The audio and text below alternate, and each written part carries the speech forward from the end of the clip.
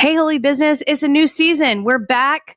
I brought my dead winter plants along because I keep it real, but we're kicking off this season right with the story of a guru with wisdom for any stage of development. From CEO to prayerful reset, today's leader is the head of his own firm since he founded it in 2012 alongside his wife, Jill.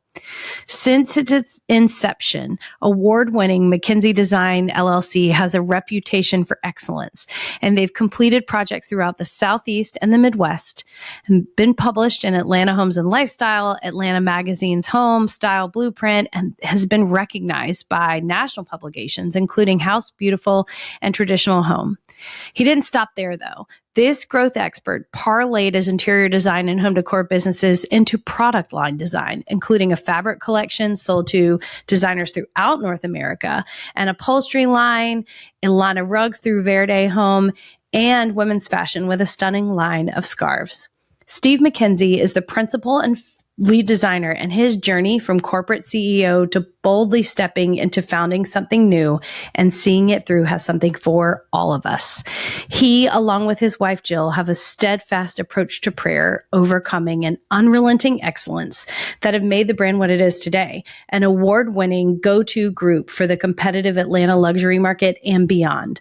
Whether you're trying to up your game, you're in a potentially unwanted pivot, or you're learning to seek God every step of the way, join us now and take some notes from the amiable and innovative Steve McKenzie.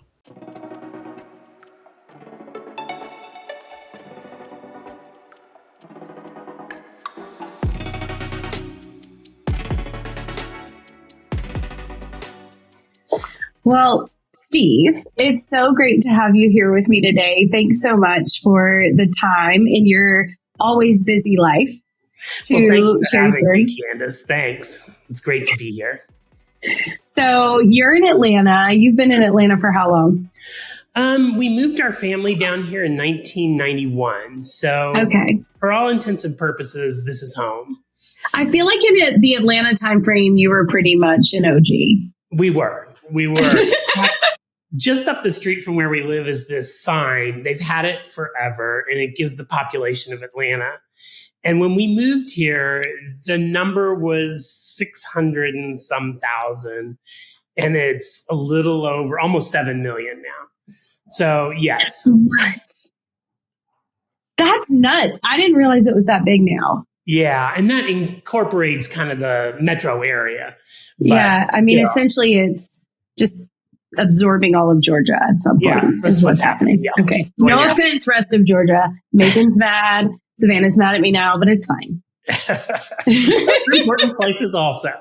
Yeah, they are. They're lovely.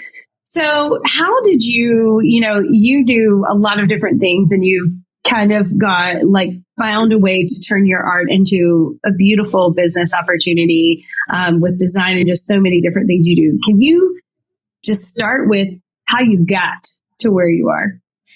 Well, how far back do you want to go, Candice? I don't know. How far back do you want to go? No, I will tell you, if you don't mind going back to college, it's all relevant. I think that's where it all starts for us, really. Yeah. I was fortunate. My father worked for Sherwin-Williams, and I was lucky enough. I started college as a chemistry major, and I was lucky enough to get a job in Sherwin-Williams research labs in the summertime. Wow.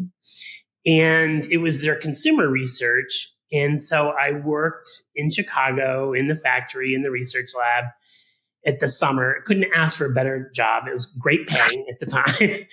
And we worked on consumer products. So 1 year I worked on the formation of Super Paint, which is still today probably their best-selling product. And another year they had just acquired little Dutch boy paints. Yeah. I worked on, they were really big in the Caribbean. So I worked on new color palettes for them in the Caribbean. And so I kind of started developing this love of product development. And it was kind of cool. And I did it through the summers. And then when I graduated, I was offered a job, and I was part of their very first management training program. And we went to Cleveland and lived there and learned how to run stores. And I became an assistant manager in a store back in Indianapolis. I was in Indianapolis at the time. Jill and I had just gotten engaged, and I did this before we got married. And so I was led into a life into the home industry. And, I don't want to be overly faithful quite a ways, but I had always been in the church. I'd been raised in the church, thank goodness. And this just felt right at the time. And we immediately found a church in Indianapolis where we were married and then joined North United Methodist. And it just kind of was this journey that set me on this home path. And so I got transferred to Chicago. I'm going to really fast forward now. Transferred to Chicago, was hired away by a company that was in the Chicagoland area doing kitchen and bath. And I, for a while, designed kitchens. This is very early in my career. And we happened to be right, this is relevant to later, something we'll talk about. We happened to be right on the border with Skokie, Illinois. Okay. And so I designed kosher kitchens for those clients that lived in Skokie. And so tuck that away. Sorry, kitchens are intense enough to design, but a kosher kitchen with the double spaces. It's a lot. Wow. And so that was early in my career. And then I went into marketing, went to a company called Leewards, was recruited away by someone that had been at the other company. And I was the buyer for picture frames. And Leewards was a craft chain of 120 stores, kind of the precursor to Michael's. Okay. And they were Chicago-based or Elgin-based. And I took over buying of frames, but then I was moved into seasonal. And so I spent 3 years being the seasonal buyer, which you know how important seasonal is to Michael's today. And this is before like any of the communications we have now. We were still buying by fax. Wow. And I had the first HP quote unquote laptop. It was a thing that weighed more than any suitcase weighed. And I would go over to Asia 3 times a year and stay for 5 weeks. And I could call home once a week. And we had a little baby girl. And I would put together the designs and the buying of all those items. So all Easter, all Christmas, And so I did that. And I loved picture frames. And our vendor was a very important vendor. And I went to them and said, listen, I'd really like to work for you. And being the faith-based business that they were, they said we would never recruit away from one of our customers. You would have to go to your people and say, listen, I'd like to leave, which is the right way all that should be handled. And I did, and was able to come down to Atlanta to work for the company. Wait, you did it? I did. How did you approach that conversation? I reported to the vice president of buying, but then the CEO also. And so I just said to him, listen, I really believe in this company. I think it's right for my family. I cannot thank you enough for what you've done for me here. But they won't hire me unless I have your blessing. And they said, no, you don't have our blessing. And I thought, okay. Shockingly enough. Yeah. I was like, okay, I need to think about this now. It's not what I expected. But I will forever be grateful to the owner of Larsson Jewel that I eventually worked for, because he forced me to do that the right way and have a conversation. What a great lesson. Fast forward for a few months. I mean, I was approached by other people, other businesses in other categories, but I wanted to work for Larsson Jewel. I admired everything they did and what they did. But I went on these interviews. One I'll never forget was a company, I won't say who, in South Dakota. And I remember Jill saying, I don't care if you bought me a tiara and I was the queen of the town. I am not moving to South Dakota. I just pictured Jill in a tiara and it was fun. In South Dakota, no less. None of that made sense. But word got back to my company that I was interviewing out there. And so they came to me and said, we'd really like you to go to Larsson, Jewell. We'd like you to be associated with us. And so they did the right thing in the end. So it all worked out. And wow. Yeah. That's really cool. I feel like that's pretty unheard of, actually. Oh, it is. I mean, it was a very positive experience for everyone. And I continued to be involved in their account as a supplier, and it worked out. Nice. Yeah. So while I was there, that's really my formative years of leadership. The CEO of Larsson Jewell at the time and owner was just the most incredible man. Incredible. And he taught me everything. He was a faith-based leader. And we grew to a very significant size company. And eventually we sold to Berkshire Hathaway. Oh, wow. Okay. Yeah.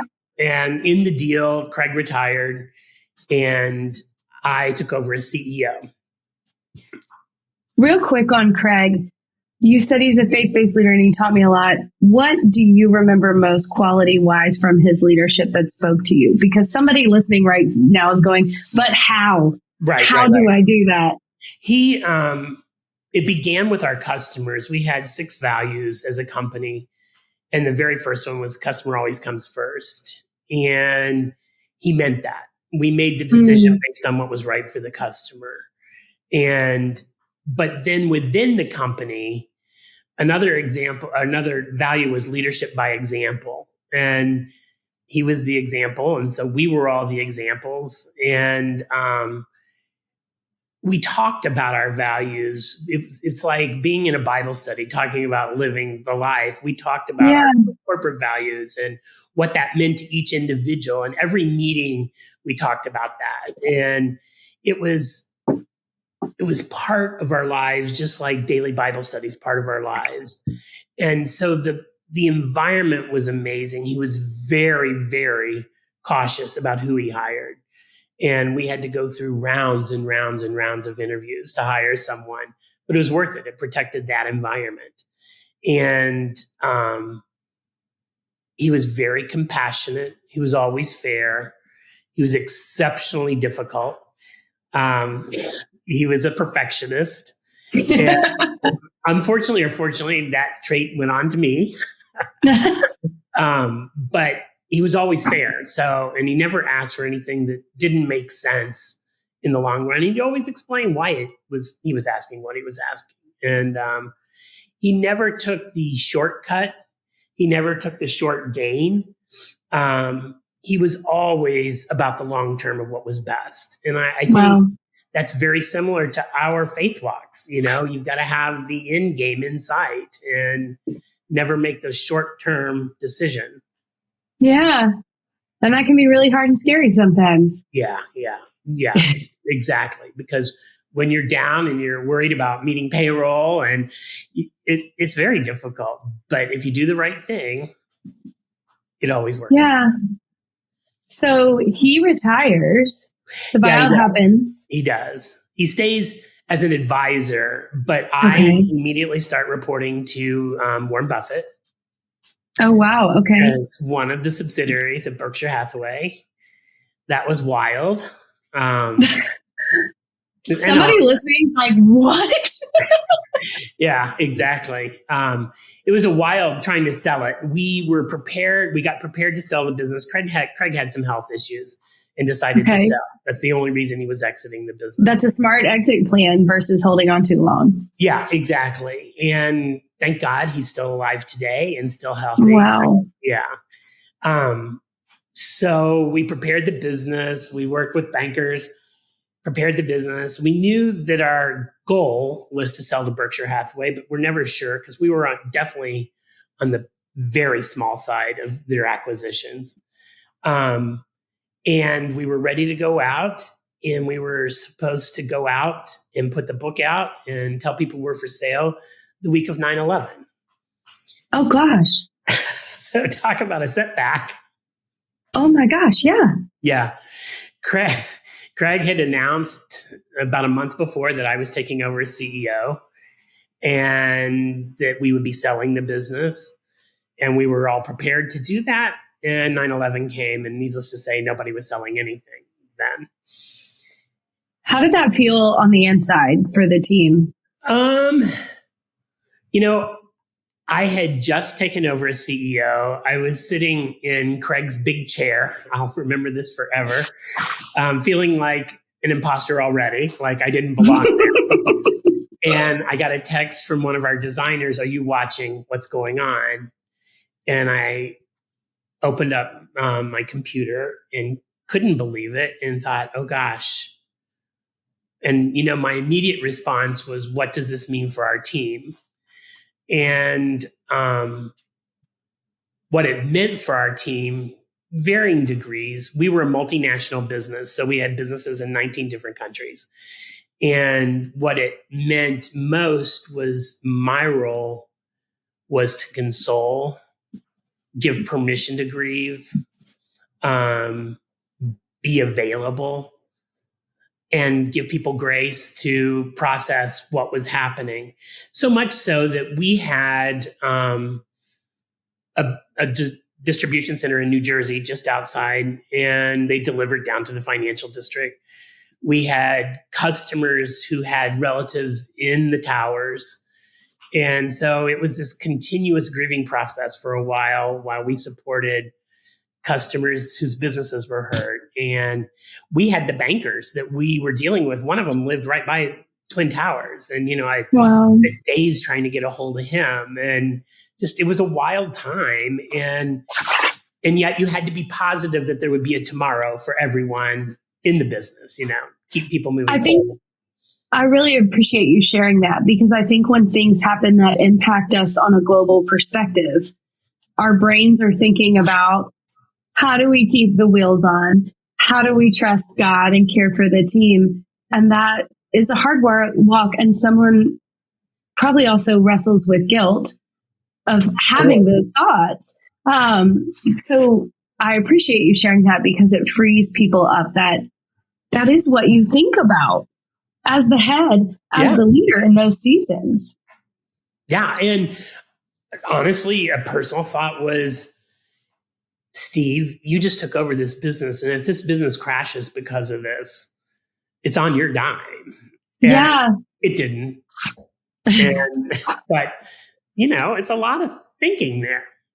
Yeah. So without faith, there's not a lot of grounding in those moments where everything underneath you is shifting. And I think I saw that in certain team members. It's funny you should say that. You can see someone that's not grounded and you still have to help them through.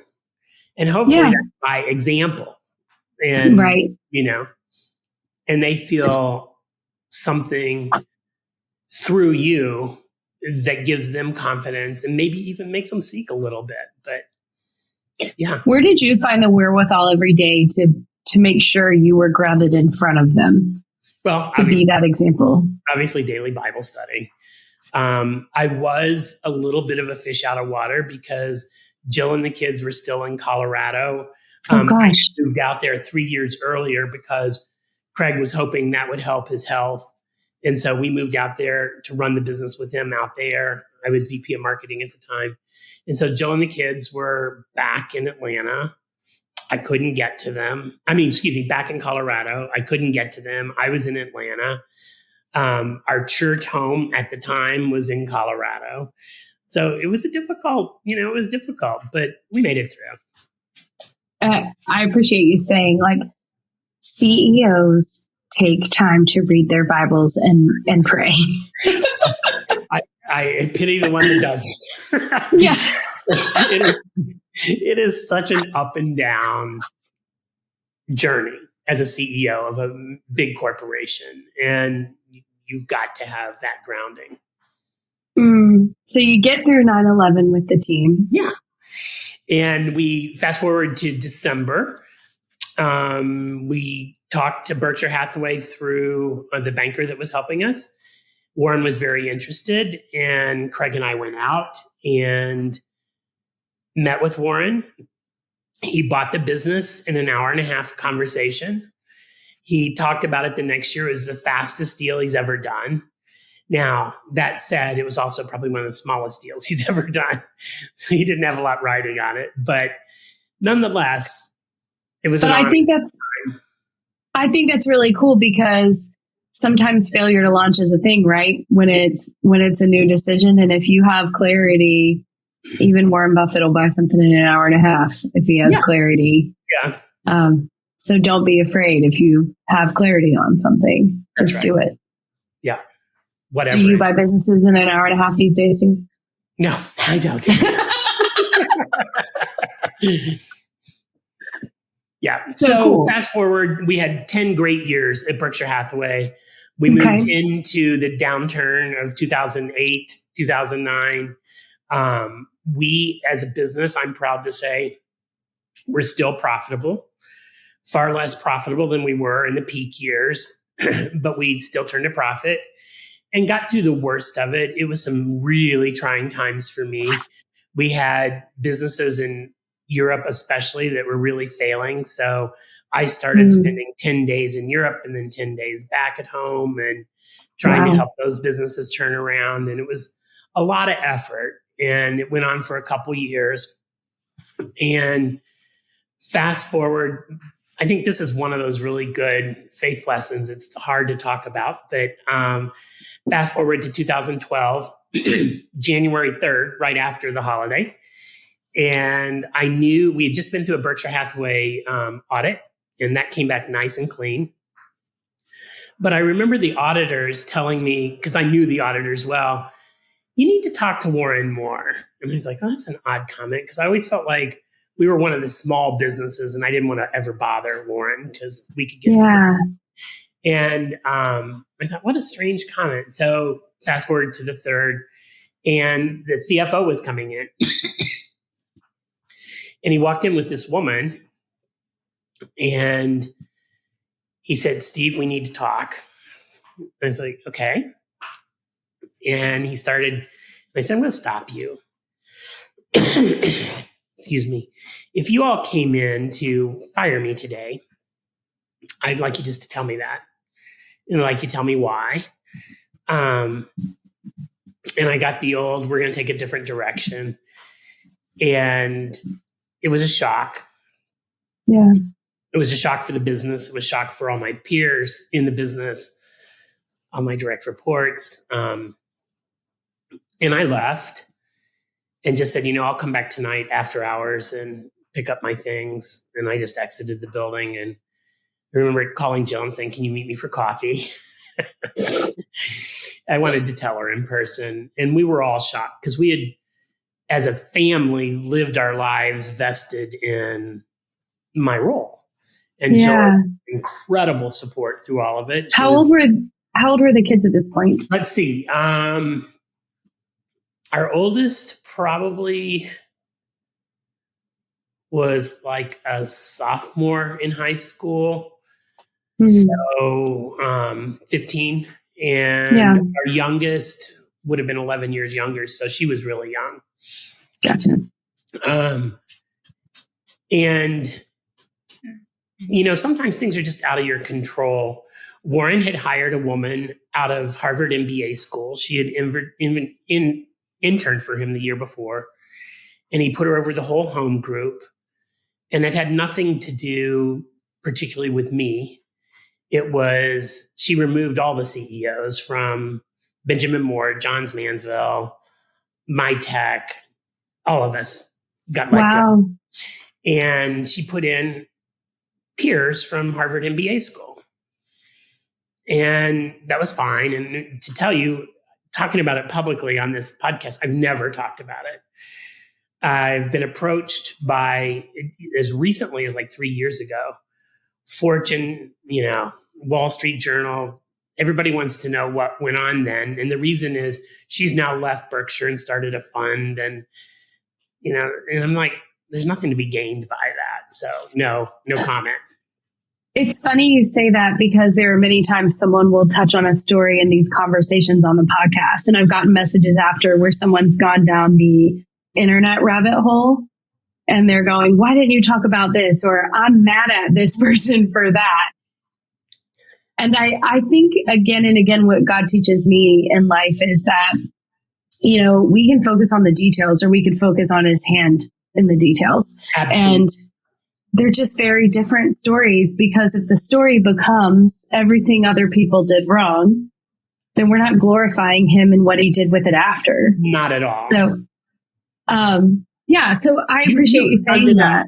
You have summed it up right there, because great things have happened since then. And, looking back, I can see his providence through all of that.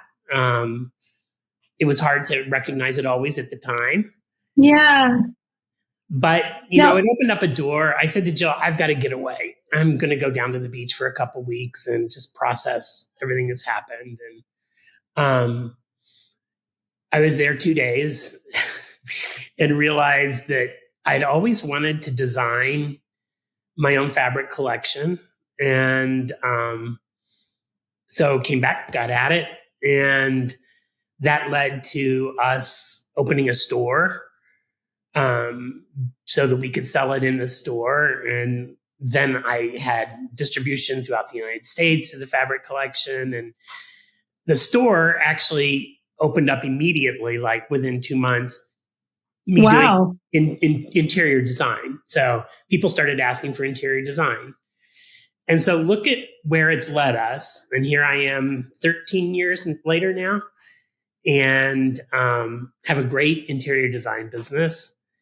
And, Jill was by my side while we had a store, and that did not succeed. And we realized we're making all this money over in the design side, and we're spending all this money on the store side. And we did in 2018. Again, God's providence before COVID and everything. We didn't have all that overhead. I mean, you can just look back at all the touch points where he has been there, and we are where we are because of that. And can I ask you a question about that transition? And I want to talk about the design stuff, because it truly is, you're right where you should be. Like, watching you work is amazing. In that transition, you went down to the beach, God started showing you where your skill sets were.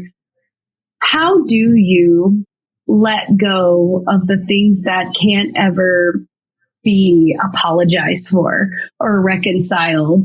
And I say that as someone who looks back, and I can give it to God, and I can move on, and I can look forward. But there are still those moments where I'm like, how did that just get to be okay? Why did no one have to apologize? Why did it never get reconciled in like the worldly way? How did you work through those emotions, and how do you work through those emotions? Certainly in the beginning, I had anger. Mm. And, the whole fair thing comes up immediately. Yes. Especially when you've poured your life. I mean, I can picture Jill when we were in Colorado, when we had international guests probably every week about the business. And she was hosting dinners because we didn't have restaurants to go to. And we poured our family into it. And I think it would be easy to be resentful. But I've always felt like, and I'm at peace when unfair things happen. Because it'll work out. It'll work out. It'll work out for the injustice. And I have to say, in this case, I think it worked out for the injustice, but it doesn't matter. It just doesn't matter. Right. And it took a long time to do that. And I wasn't watching that, I just didn't care. I had to move on. I had a family. I had things I needed to do. And if I was going to spend time wallowing in anger, and it would have just killed everything else and taken away the joy from everything else. And, it's easy for me to say that. And people, it's kind of like my faith. It's not something I test or question. I've always believed that. And I think sometimes I have a naive mind, and it's just easy. But I would encourage anyone that's in that unfair circumstance. Yes, it's unfair, but you're not going to correct it. by revenge. You're not going to correct it by dwelling on it. It's only going to hurt you.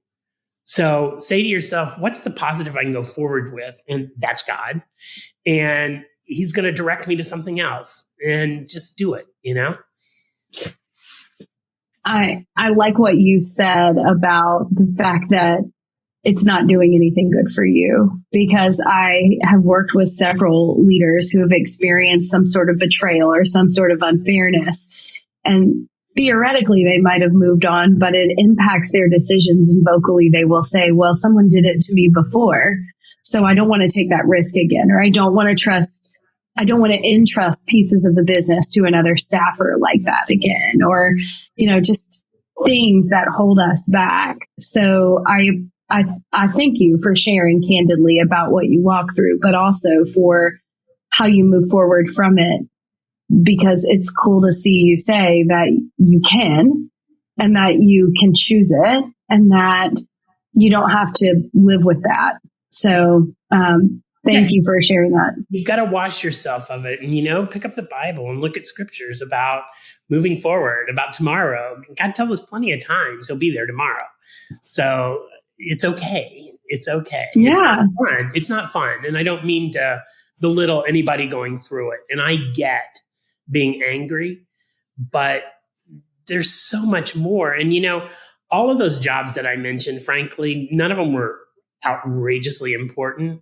But in every case, I had been involved in design for the home in terms of home products. So what did that prepare me for? Exactly what I'm doing today. And, it was God saying, this is your journey to get to what you're doing right now. Mm-hmm. And I didn't see it. And, but you have to just say, I'm going to listen and I'm going to do what I'm hearing. So using that departure, processing, seeing the design, it's still a big kind of tipping point to take the leap into starting your own thing. Oh yeah, it is. So how did you do that? Well, I started out with the attitude that we had enough funds to support it for a few years, and I would give it a try. And if it didn't work out, then I'd go back to corporate. And there was one point it wasn't working out in the store only. As I said, that was losing money. Retail's very hard. I've been there. I'll never go there again. I bless my wife for doing it again right now.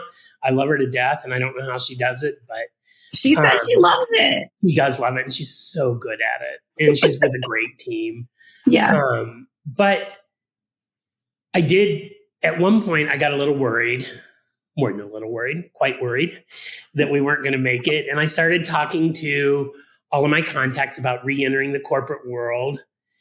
And some opportunities came up where I did some consulting for some folks while I was still working in the design business. And I just realized that's not my calling.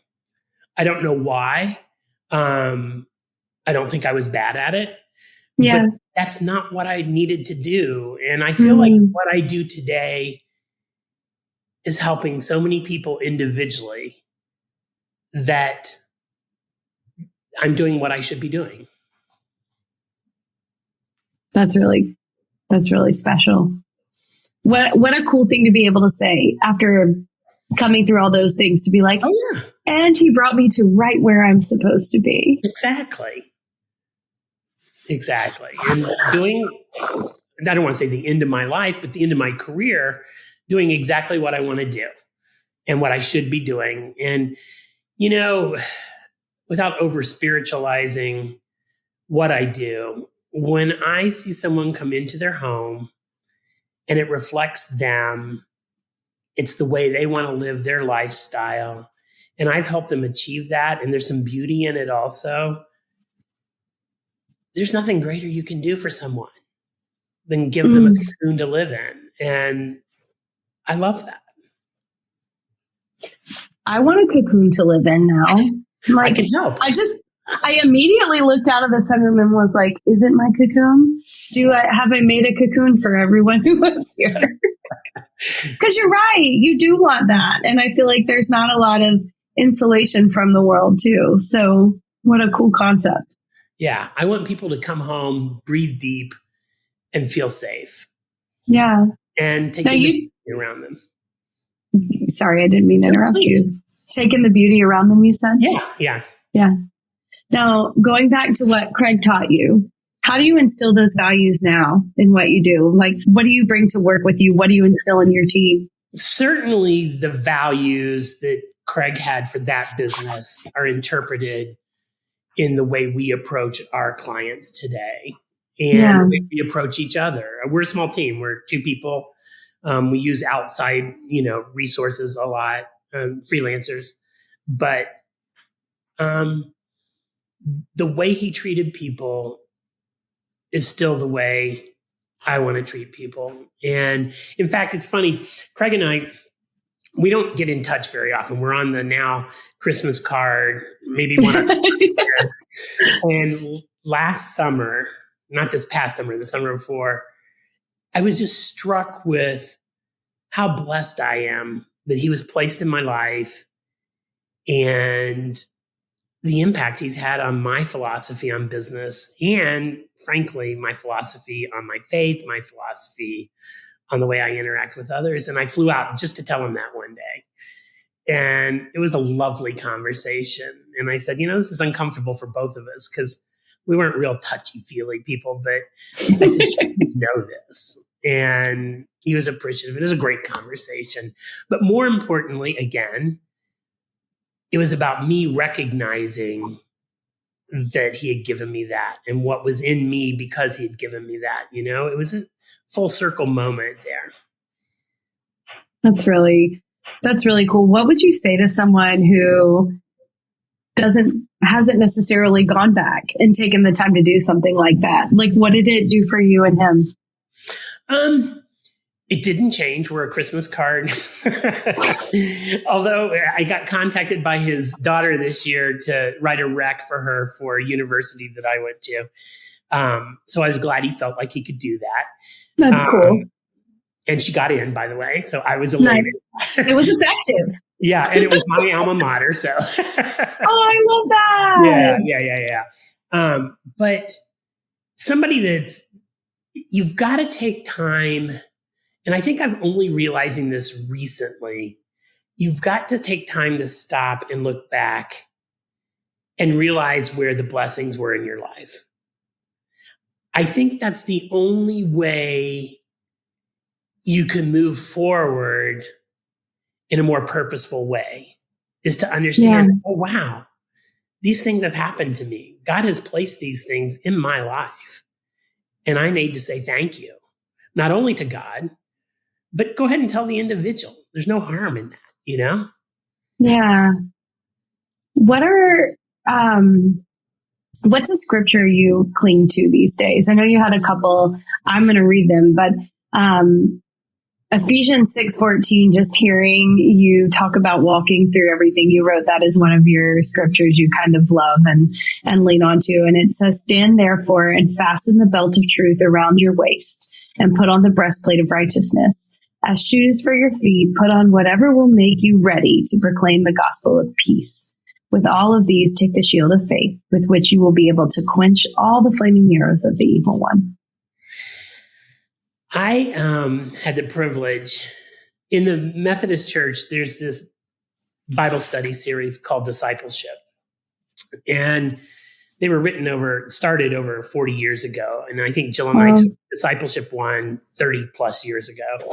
And it's still as vibrant as it ever has. And it's very vibrant in the church we're in now. And there are 34 to 30 week courses. So they're big commitments, 2.5 hours courses every week. And when I got to this church and finally got involved, I had a group that I picked up Disciple 2 all the way through Disciple 6. And the group stayed together, which was wonderful. But there was this doctor, a little older than I am, and his prayer always talked about the belt of truth, the breastplate of righteousness. And he prayed that he had that on every day. And so I started picking it up. And you know what? It makes a difference. If you go into your day like that, actually girded it protects you against anything, not just the evil one, as it says there, but it prepares you for anything, and you're ready. And you're ready to be righteous. And, it's all three of the ones that I shared with you are just reminders to me about what servant leadership is. And I think as long as you go down that path, you're going to do right. And I need to be reminded. And I mean, some people I'm sure it comes naturally and they don't have to be reminded, but I need to be reminded of these things. I don't know about that. I think we all need those reminders. I can say I'm really grounded until something falls apart on the timeline of a project. But I'm like, it's never going to finish. So I agree with that. You also said, the other two you said were Galatians 5:22. By contrast, the fruits of the Spirit is love, joy, peace, patience, kindness, generosity, faithfulness, gentleness, and self-control. And then Matthew 5:16, let your light shine before others so that they may see your good works and give glory to your Father in heaven. And I would agree with that. All of those are about who we are and how we pour out on the world around us. Especially the Galatians, the fruits of the Spirit. We're given those at the time we accept God, and the Holy Spirit comes to dwell within us. And, we don't always exhibit all of them, but they're in there somewhere. And so somewhere, I love that. I need a reminder that they're all in there and that I need to exhibit all of those. And so much so that Jill we have one kitchen cabinet that has a bunch of Post-its on it of scriptures and that one's in there. And, I can't get my tea in the morning without realizing that they're in there, and I need to demonstrate all of those, not some of those, that they're all there. And then if you're doing good work, I hope others realize where it's coming from. And I have a real diverse client base. Not all of it's Christian. In fact, not a lot of it's Christian. And I still want them to see that comes from the Father as I serve them. Jill and I talked about that last time y'all were in Charleston. Gosh, that was probably 10 years ago now that we hung out at the Black Southern Bell Collective event here. And then she was sharing, I remember that night, about how important it is you honor everyone no matter their beliefs in your client base. And so it's cool to hear it from your side. Yeah, it's huge to me. And I could say I have no idea how I've developed the client base I have, but I actually do know. He's led them to me. But I have a huge client base. It was from a Facebook group. My first client, we have a very staunch Orthodox Jewish community here in Atlanta that's very faithful and very religious and very strict to the laws. And I helped a young client, found me on a Facebook group, a recommendation. Thank you for the recommendation, whoever did that. And I helped them build from the ground up. And at the time, I was leading one of the disciples where we still were partially in the Old Testament also. And this was a rabbi to young people plus his wife. And they had 3 children at the time, I think. And obviously, I helped them design the house and everything. But we had many conversations about, I would ask him questions because they have so many more books they study about the Torah and that period of time. And I could ask him and he would just feed me so much more information. I was like, I don't know if I'm getting more out of this or if they're getting more out of this, because it was just really a special time. But I learned all of their laws as it related to home design. And there's many. It's not just the kitchen. There's just all kinds. And for an Orthodox home. And they live in a modern world, but they still follow the laws. And how they do that is something that now I bet a third of my business comes from that community. And I can help them do that. And they literally tell each other now, he's a mensch. If you're going to build a house, have to use him because he understands it. And, so that's cool. And I'm not trying to convert them. They know I'm Christian. In fact, I had a wild conversation with one of them yesterday about how is Easter decided and when is Ash Wednesday. And it's a good dialogue. And we both respect each other. I mean, they live so faithfully to those laws that it's amazing. I have another client. He's Indian. He's Hindu originally, and helped him design a modern house here in Atlanta. He's a bachelor, and we're working on a prayer room for him. It's really neat that people can share their faith and that I can share my faith. And I think they know where it comes from for me. And yet it's just really rewarding. And, I've helped people, you become a counselor as a designer and help people through divorces and help people through breakups and, all kinds of loss, widows that are downsizing. And, it's a kind of a neat place to be in. And it's a privilege. And so you want to make the best home for them, for their circumstances. And I thank God that he gives me these opportunities. Yeah, what a cool perspective to root in your faith and be able to care for people and see that in them. That's really special. With that discussion about letting your light shine and fruits, I had one last thing I wanted to ask about. And it's something Jill talked about when we ran into each other at ADEC last month in Atlanta. She was talking about the transition of getting the business going together, her transitioning kind of out of the role. We were laughing before we started recording about how she still encourages the basic business practices for you. Like laughing when you say you do books because she's really proud you do the books and you take the time.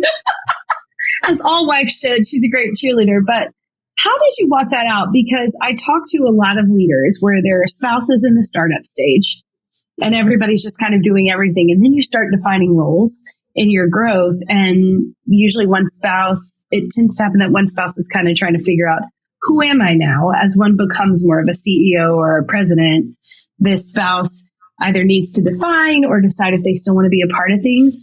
How did you walk out that conversation? Because when I talk to people, typically they're scared to have it as spouses. Yeah, I can imagine it's probably difficult. But I've always felt like the difficult conversation is the most important conversation. And as the store was winding down, it was clear we probably didn't need both of us every day in the business. And Jill continues to help on the books, the end result, year-end finance reporting and stuff. But she had so much more potential. And also we needed the income, both, Yeah. And so we agreed that she probably should look. But it was a mutual discussion. And she ended up exactly where she belongs. And she's making a difference. And she works with amazing people. And she's loving it every day. And she's right where she belongs. And it makes me very happy. It's ironic.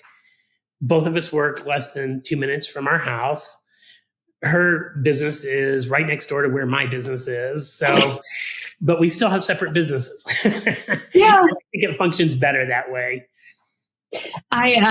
When we said goodbye, I saw her walking to her office from yours, which was great. That being said, what has that done for your marriage to be able to have those kinds of conversations? What would you say to someone that's like, I need to sit down with my wife or my husband and talk about this tension, but I'm afraid they're going to be offended, or I'm afraid you just said something important about the hardest conversation is the most important one. But you clearly experienced the blessing of having those in timely manners. Yeah, I think it's really important. I think our 43 years speaks to that. But there's just so many conflicts emotionally, especially with just anyone, that, and let alone your spouse where you're together all the time. So talking about it is probably better than letting it go, because it's just going to become a problem if you let it go. And I had a coworker I really treasured back at Larsson, Jewel, and he used to always say, Steve, whatever the issue is with the other person, it's probably not about you. So just go ahead and have that conversation, and you'll find out what they're going through. And a lot of times I find that even with your spouse, like they're thinking about one thing, you're thinking about something else, and you're interpreting, well, there's nothing good about that. Just have the conversation. That's so good. Have the conversation. And you've spent a lot of your life having the conversation. And if necessary, pray about it before you have the conversation. That'll make a big difference. Give me compassion. Absolutely. Open my heart to hear what they're saying. Okay, I want to switch gears, but you produce a lot of cool stuff, and we haven't even touched on that. So what are you most excited about right now with Steve McKenzie? There's always the newest project that you're very excited about. I've been blessed to be given some really amazing projects. And I've got a couple right now that just came in. Excuse me. My throat is getting dry. You're fine. I've got a couple amazing projects that have just come in. A contemporary house. We don't get to do a lot of contemporary. Needless to say, Atlanta is very traditional, and sure, my client base has been. And we just got a really contemporary project that's going to be amazing, I think. So I'm very excited about that. I have a couple projects wrapping up that are incredible. But I think more than anything, I'm always excited about the newest project because I haven't done it yet, and I was just thinking when you said that, how we should all look at that as a gauge. Am I excited about the new project? Because if I'm not, I need to investigate that and get to a place where I'm excited about the next project every time. That's well said. And then, like a true creative, I need to probably personally invest more time in finishing up the projects. Because I'm excited about what's new and shining. But yes, I get that. Yeah.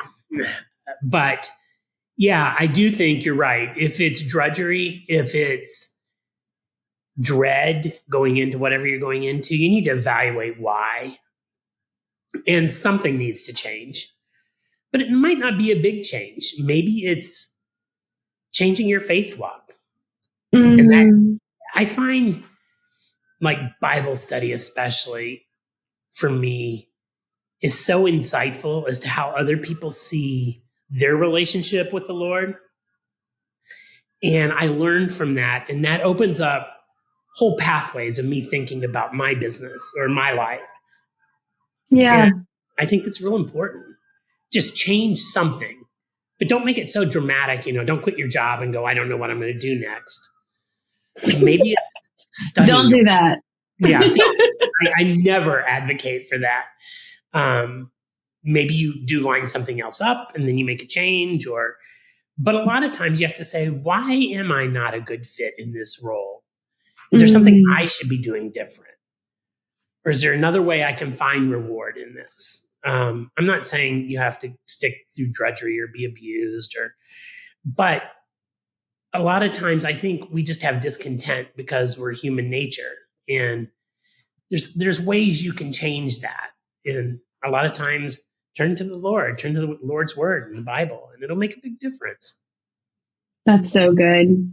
I appreciate you sharing that. Little changes instead of giant ones are important regularly. I think research just came out where they figured out we get stuck in a time loop after the age of like 35 or something. I'm probably totally wrong on that age, but our brain starts seeing monotony as almost like a replay. So we don't renew if we don't change up our routines, our minds, and it makes time actually speed up mentally for us. So that was really interesting for me to read. Like, am I changing my day enough now? Because I'm not 25 anymore. No, we aren't. No. Well, Steve, is there anything we haven't talked about that you want to make sure we discuss? I don't. I want to thank you for reaching out. I am very uncomfortable talking about my faith. I'm not an evangelist that goes out there and broadcasts. I want people to always know where I stand and what I believe. And I do that gently through conversation, but I don't really talk about it. So I was uncomfortable coming on going, I don't deserve to do this. But it's nice to share because it is a very important part of our lives. And it's nice to share with other folks. I appreciate your willingness to do so. And if I could just share how I got into this was, like I told you, a couple of people kept saying it to me. And I was like, absolutely not. That's not really what I want to do. But I've also experienced leaders who were not healthy in their leadership, or maybe not practicing their faith to walk through some of the stress they carried. But I've also experienced great leaders. And I've been the great leader and I've been the anxious leader too. So to be able to figure out how to walk it out well in our faith, and we're all just getting it a little bit wrong and a little bit right every day, I think is important. And I think it's important for people to hear in their work lives that there's a faith component, because we tend to focus on it, just how it affects our homes and our marriages, which our work affects all those things too. So if we're not getting all of it right and centered, there's a real cost to that, but there's a real blessing to working on it. So I just appreciate your candor. There is a real blessing to it. And, for people that are anxious about their situations, give yourself grace. It's okay. And know that he's there. Amen. Well, on that note, Steve, thank you for your time. I will let you get back to designing whatever amazing thing your team is designing right now. And I can't wait to see the modern house. And if you want to get Steve's help, you can check out his website. You can reach out via email. He's also got an office in ADAC that I'm very jealous of because it's beautiful with a lot of natural light. But ADAC is open to the public, and not a lot of people know that. They think Atlanta Design Center is not approachable, but it's possibly a space I would move into if allowed. So go see him there. We would love it. And yes, reach out if I can be of help to anyone. Don't say that, because you'll find me making coffee in one of those show kitchens because it's so cool. Do it. Thanks. You have a great day. Thanks, Candice. It's been a pleasure. Likewise.